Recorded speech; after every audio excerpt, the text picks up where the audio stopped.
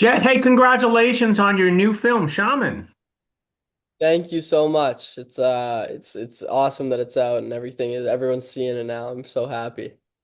It's pretty awesome. It's actually kind of funny and a weird coincidence that you stay in this sort of like this magical witchcraft type of arena after, Juan and Sabrina. But tell us what initially drew you that you wanted to be part of Shaman.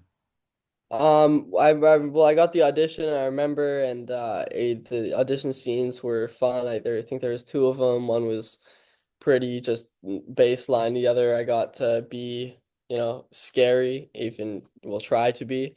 Um, but no, I remember after I did that audition, sent it back and spoke to Antonio and got the script, and I like talking to them and hearing why they want to do it and how they want to do it. I mean, I couldn't turn it down. So was this your first entrance into the horror genre itself?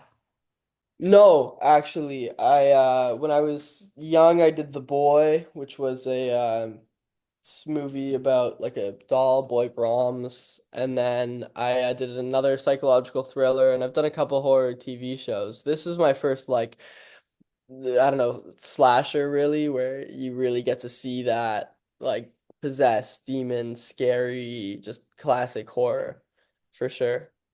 So how did you get into the mindset of your character in this horror film? I mean, you got to go there. It's like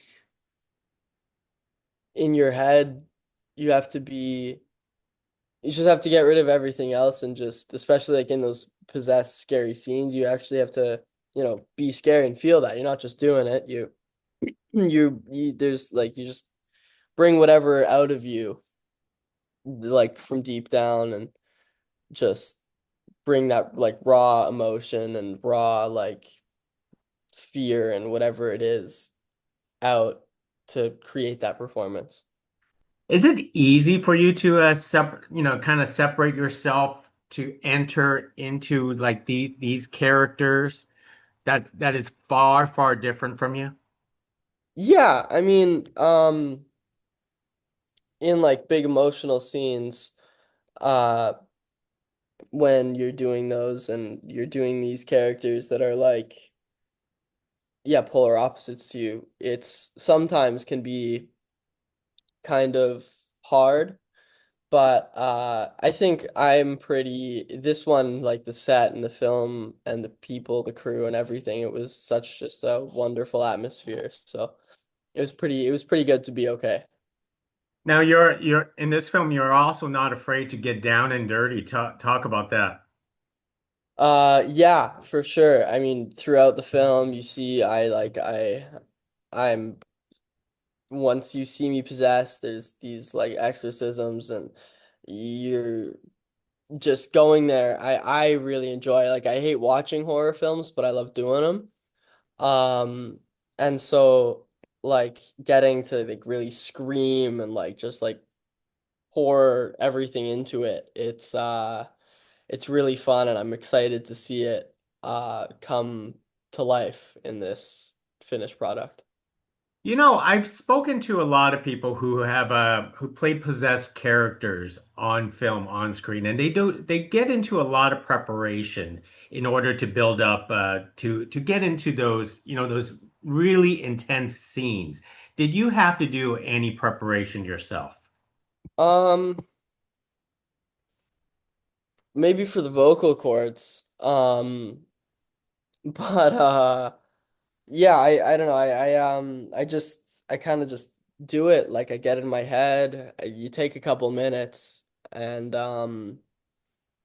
then you're ready and you're just there and you let the scene take you, and as that scene builds, and I that's how I find I like to really get into it, is working and playing off your counterpart in throughout the scene, and it helps. Just all that, I would say it's my preparation really. Now, I have to mention that this film was the production was in Ecuador. Was this your first film outside the country? Not outside the country, no. I've shot in the UK and in the States a few times. But this was my first time in South or Latin America, which was really an experience and so fun and great to do because I love the culture and I love the people and the food there especially. I loved Ecuadorian food. Oh, really? Because my goddaughter is from Ecuador herself. I mean, Mm. what's when you actually got immersed into Ecuador, especially the fact that you're not in the the urban setting, because I've traveled to like Guayaquil and Quito Mhm.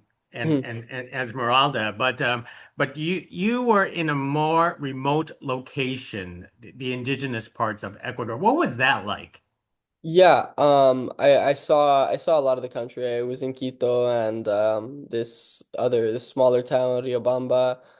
But being in when we were up there, like up Chimborazo, it was um really different because there's not many people up there, but there's this one like village essentially that we were in with like a population of probably under 50 and just seeing them and speaking to them to the best of my abilities was really different and eye-opening, like different to see how and like understand that those people are, in the world and they live and they're just living their life separate from everything else. And it was really cool and different to see from, my Western world and my home out here in this like industrialized city.